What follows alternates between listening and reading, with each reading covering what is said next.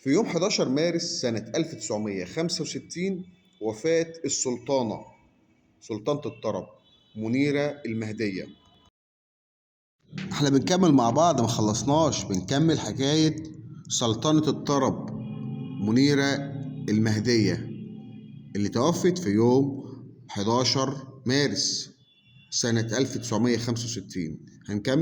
نكمل. اشتهرت بلقب السلطنة وسلطنة الطرب، وهي مغنية وممثلة مصرية شهيرة وأول سيدة تقف على خشبة المسرح في مصر. اسمها الحقيقي زكية حسن منصور. اتولدت في يوم 16 مايو عام 1885 في قرية المهدية مركز هي التابعة لمحافظة الشرقية. وتوفى والدها وهي في سن صغير جدا، وتولت شقيقتها الكبيرة رعايتها. طبعا بدأت منيرة المهدية تؤدي حفلات في الموالد في مدينة الزقازيق وخلافه. وفي أحد الأيام شاهدها أحد أصحاب المقاهي الصغيرة في القاهرة، فأعجبها بجمال صوتها واستطاع إقناعها وسفرها للقاهرة. سافرت للقاهرة في سنة 1905. طبعا في القاهرة زادت شهرتها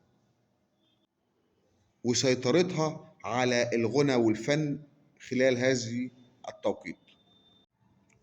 سرعان الصيت على طول فتحت ملهى ليلي اسمه نزهة النفوس بحي الإزبكية.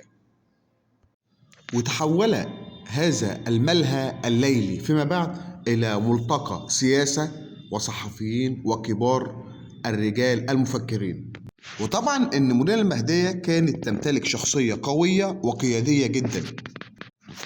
وفي صيف 1915 وقفت منيرة المهدية على خشبة المسرح كأول سيدة تقف على المسرح مع فرقة عزيز عيد اللي تؤدي دورها في مسرحية ورواية الشيخ سلامة حجازي.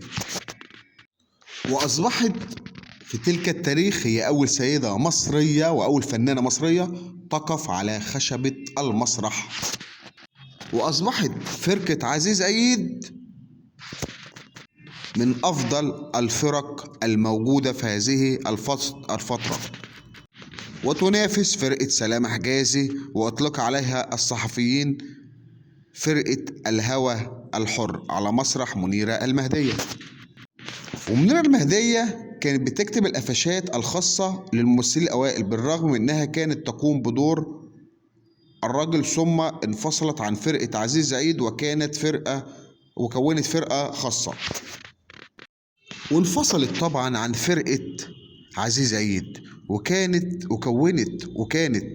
فرقة قوية اللي هي كونتها، وأشهر أعمالها للشيخ سلامة حجازي، كما عملت مع أشهر الشعراء والملحنين، وكان ليها الفضل في اكتشاف الموسيقار محمد عبد الوهاب. أنت متخيل؟ عملت فيلم الغندورة عام 1935 وهو الفيلم الوحيد لها، وكان من إخراج المخرج الإيطالي فيليبيون. وفي عام 48 قررت العودة للمسرح بعد اعتزالها الحياة الفنية لمدة 20 عام. وطبعا في فترة شهدت صراع حاد ما بين منيرة المهدية وما بين السيدة أم كلثوم. وطبعا كان في شروط تم فرضها على الساحة الفنية، لم تستطيع منيرة المهدية تطبيق هذه الشروط، وكانت أعلنت اعتزالها الفن وتفرغها لهويتها المفضلة هي تربية الحيوانات الأليفة. من أشهر أغانيها أسمر مالك روحي، يا ماما حلوة، أشكل مين الهوى، أنا هوايات، أنا عشت، عليه السلام الله. ومنيرة المهدية لها العديد والعديد من الأغاني والأفلام القديمة.